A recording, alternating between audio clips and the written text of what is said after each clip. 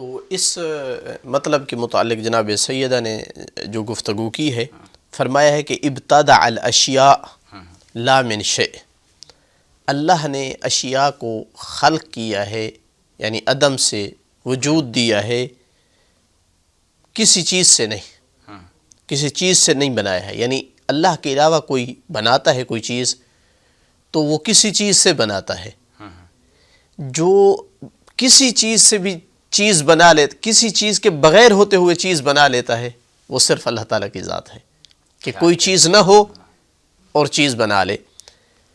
لا فائدۃ لہ فی تصویرہا، ان اشیاء کے تصویر میں یعنی ان کی کو بنانے میں اللہ کے لیے کوئی فائدہ نہیں تھا۔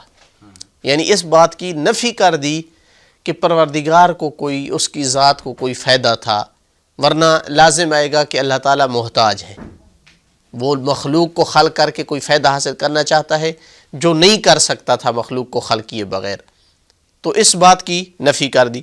تو پھر کیوں خلق کیا؟ فرمایا الا تثبیتا لحکمتہ، چونکہ وہ حکیم ہے اور حکمت اس کی ذاتی ہے، تو اس کی حکمت تقاضا کر رہی تھی کہ وہ ایسی عظیم مخلوق خلق کر سکتا ہے تو خلق کرے۔ کیا کہنے سبحان، یعنی یوں مثال دوں، بعض دفعہ مثال ایک جہت سے معنی کو قریب کرتی ہے اور دوسری جہت سے دور کرتی ہے۔ ایک بندہ اگر ذات میں سخی ہے تو وہ جب دیتا ہے کسی غریب کو، مسکین کو، تو بغیر کوئی فائدہ سوچے۔ ایک اگر ذاتاً اپنی ذات کے اندر سخی نہیں ہے، وہ بعض دفعہ دیتا ہے ثواب کی نیت کر کے، لوگوں کو دکھانے کی نیت کر کے، کوئی اور مقصد۔ لیکن جو ذات سے مجبور ہے، یوں کہیں کہ وہ سخی ہے اپنے اندر، تو اس کے بس میں نہیں ہے، اس نے دینا ہے، کوئی دیکھ رہا ہو نہ دیکھ رہا ہو، ثواب ذہن میں آئے نہ آئے، نیچر میں اس کے سخاوت ہے۔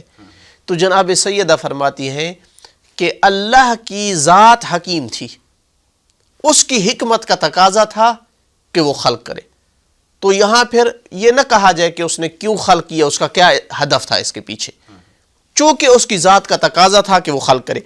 وَتَنْبِيهًا عَلَىٰ طَاعَتِهِ، اس خلق کرنے کا پھر ایک فائدہ بھی ہوا، اور وہ کیا تھا کہ اس مخلوق کے ذریعے سے اس کی اطاعت پر تنبیہ ہوتی ہے۔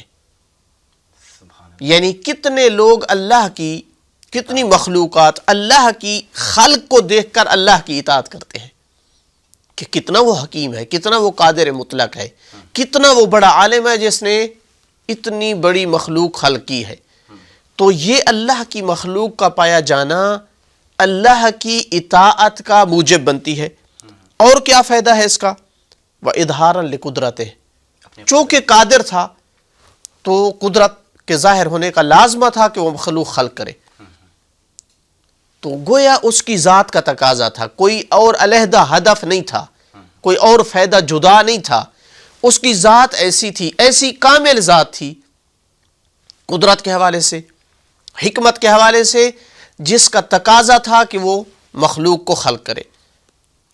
وَتَعَبُّدًا لِبَرِيَّتِهِ، اور اپنی مخلوق کو عبادت سکھانے کے لیے، سبحان اللہ، تاکہ وہ عبادت کر کے اللہ تعالیٰ کی عظیم منزلت کو پالیں۔ تو فائدہ کہاں لوٹ رہا ہے؟ فائدہ اگر لوٹ رہا ہے تو وہ اس کی مخلوق کی طرف لوٹ رہا ہے۔ وَإِعْزَازًا لِدَعْوَتِهِ، اور اپنی طرف دعوت دینے والوں کی دعوت کو مضبوط کرنے کے لیے۔ انبیاء جب دعوت دیا کرتے تھے اللہ تعالیٰ کی طرف، اولیاء ائمہ جب دعوت دیا کرتے تھے، تو وہ اللہ کی عظیم مخلوقات کو دلیل اور برہان بنا کر دعوت دیتے تھے۔ جیسے انبیاء نے، کسی نبی نے کہا کہ اللہ وہ ہے جس نے سورج کو، چاند کو خلق کیا ہے، یا ہمیں اور آپ کو خلق کیا ہے۔ مخلوقات کے ذریعے سے اللہ کی طرف لوگوں کو دعوت دیا کرتے تھے۔ تو جناب سیدہ نے ان جملوں میں یہ فلسفہ بھی بتا دیا کہ اللہ نے مخلوقات کو کیوں خلق کیا، وجہ کیا تھی، اور ساتھ اس مخلوقات کے خلق کرنے کے فائدے کو بھی بتا دیا ہے کہ وہ فائدہ جو ہے وہ مخلوق کی طرف لوٹ رہا ہے، وہ اللہ تعالیٰ کی طرف نہیں لوٹ رہا ہے۔